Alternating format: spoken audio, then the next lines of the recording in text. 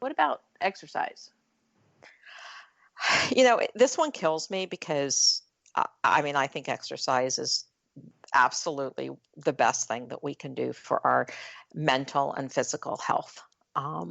I, really, really think it's just so important. It's equal, some people say more, to eating healthy. So and when you talk about over exercising, yeah, some people think if they get up to get the remote control, that's over exercising. Okay. So I like to I thought it kind of meant CrossFit or something, I like to kind of, make sure, excuse me, when we talk about over exercising, like we're talking heavy duty exercising. And yes, that kind of is different for every person, but go out for your walks, get your exercise. I'm still going to say that. So yes, under intense exercise, the body can build up oxidative stress leading to inflammation. Basically, what happens is our body runs out of antioxidants. The demands of energy production in the mitochondria get that vast that we can create a state excuse me, of oxidative stress and inflammation in the body. So we have to make sure, and again, there's all kinds of studies going on out there how people can figure out what their own ability is for DNA methylation. I've read some researchers kind of don't really believe what we're finding out so far in genomic testing. It's not enough. Yes, we should eat properly to make sure that we're getting the nutrients that support methylation. But the fact is that we still do a lot of things, and people who do like intense training and they don't eat properly, or they don't find a way to combat the oxidative stress and the inflammation, we have a problem. Yeah. Yep. We have a problem. Inflammation can be bad. Like when I did CrossFit, my inflammation I felt like it accumulated over time. And then and then I was like, okay, I think I'm broken. Like I'm just going to stop. And it took a long time to put my body back, but I will say I feel like it reset my muscle tone for another 20 years, maybe, hopefully. But I think that too. Don't you feel like with oxidative stress? I just went to this summit in Seattle where I gave a talk, and the lady before me talked about fear, and she talked about if your cell is a cup of water and you're born with it empty, everything that happens to you, and she made a little example of pouring a dot in. She'd say, oh, you had a parent die, dot. I exercised too much, dot. I drank too much, drop. I should say drop, not dot. Things like that. And she said, but if you don't do anything to eliminate that, it eventually becomes full, and then you cannot take care of yourself. Your cell doesn't know what to do. Correct. So, great analogy. Yeah. And it was, because it was a picture and you actually saw her do it. And I was like, oh, okay, like this, and I'm a visual learner. So this makes sense. And she's like, but if you don't, even if you're the cup is half full, you can still manage things. But when it gets full, that's when your body says, if all of the cells in your body are full at that same rate, then how can you do anything? Like you're mentally sluggish, you're fearful, all your levels, rise. The cortisone levels, I guess, the inflammation and things like that. And that's what her talk was about. And then I realized that that's kind of what, we were talking about that too. And I just thought it was a great way. And we're going to go on, I think, to talk about how we can empty out that glass. But she was just saying that when your glass gets full, you're going to have some major things happen, like cancer or, autoimmune or something like that. Oxidative stress and inflammation are at the root of every single one of our chronic illnesses. Yeah. And if you want to talk about even, as I call it, the God forbid that no one talks about, called suicide, okay, what's very often, not pretending to be a psychiatrist, what is very often at the root of suicide? Depression. Yeah. And depression is the root of oxidative stress buildup. Oxidative stress is at the root of depression as well. And you can see it because these kids, it's someone dear to my heart just committed suicide. And he was so young. He was 17. But he's been exposed to the toxins that were so, so high for so, so long. Yeah. And, it's all the mental illness, and everybody I'm not going to get into the whole gun thing, but you know, just everybody is like, oh, what are we going to do? Well, how about we start with, like, I read something in the paper today that said a 30-year-old man had a lot of money to invest, but he refused to invest anything with any company that didn't line up with his value system. Oh, there's open-minded.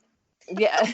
So, you know, like, well, I mean, by open value, it was good. Like he didn't want to I don't want to name any companies, but he didn't want to invest with a particular company because what they did with their waste, he didn't approve of, like how they got rid of their waste. Right. So, you know, I think there's enough things happening where people are finally be like, oh, wait a minute, something's not quite right. What's going on?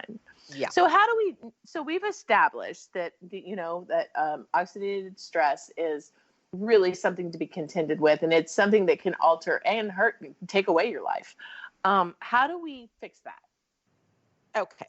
What we have to do is we have to trigger our own body's ability to fight oxidative stress. So yes, I spoke briefly about to support methylation in the body before, and we can eat certain foods that are very conducive to helping our body do what it needs to do to methylate properly. But something that research has shown us over the past 20, 25 years is what we call the NRF2 pathway, NRF2 pathway. And what the NRF2 pathway does is that basically triggers our body's own antioxidative genes.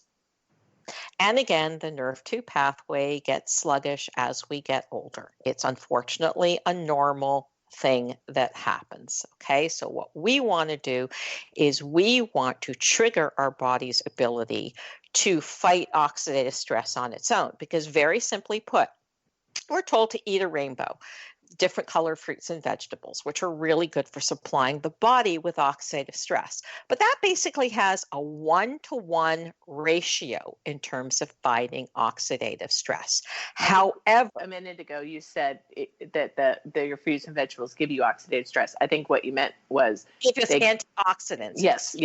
Supply our bodies with antioxidants to fight the oxidative stress. Forgive me. Okay. Right. No worries. I just thought that was important. So what happens is, though, if we trigger our own NRF2 pathway from within, we now get a 1,000,000-to-1 ratio of antioxidants to fight the oxidative stress. So very different. In my head, because you know my non-scientific head, how it works, I think, okay, so if we activate that, if I'm a little boxer, I can box everything that's coming to me away with, you know, activating your NRF2, your NRF2. If you fight it, but then over time you continue to take it, then it's able to empty your cup over time. Correct. Absolutely correct. And Perfect. So what we want to do is we want to trigger, and that's what you and I do together, is we help people learn to trigger that NRF2 pathway from within. And the truth is, we have every bit of science on our side. The American Heart Association, Washington State University. We have hundreds and hundreds of studies. We have peer-reviewed studies. We have so many studies which show us what we are doing is showing people how to activate their NRF2 switch from within to lower our oxidative stress by up to 40% within the first month, and can take us down to the oxidative stress levels of a baby. Wow, that's fantastic. Yes. And I've been doing this for, like, I counted this morning, like 102 days or something. And I feel like I couldn't feel a giant difference in the beginning. I really couldn't, but I do now. Like it's kind of like I was living under a blanket or a fog, and it's slowly lifting up. Isn't that awesome? Yes. I was completely unaware. I can't believe I have to say this, but we got to go. And this is number 1 of 4. We are going to hit on today. We just wanted to hit on oxidative stress, but in the next couple of series, we're going to hit on brain function. And oh my gosh, that paper's not sitting in front of me. What else were we going to talk about? We're going to talk about the importance of digestion and the importance of our gut health for protection against oxidative stress and the immune system. So, and we're not trying to hide what we do. There is a supplement that in our F2 supplement that Shira and I are talking about, and it is available online. Don't Google it and just go buy it. It's dangerous. That particular, it is only available through distributors, which myself and Shira both are. So we will. We don't want this show to be about just selling a product. This show is to be educational for you listening to understand why, and share the science. Yeah. Why would we want, like, if I could buy this for everybody in the world, I would. Appreciate it. I got to go. Thank you so much. And thank you for joining us today on the Mama Bear Cancer Support Radio podcast on Society Bites Radio, social interaction for the mind, body, soul. For more information about Mama Bear or to hear all of the podcasts, please find them on my website at www.mamabearcancercoach.com. I'm your host, Mama Bear Donita. Until next time, thank you for joining Mama Bear Donita.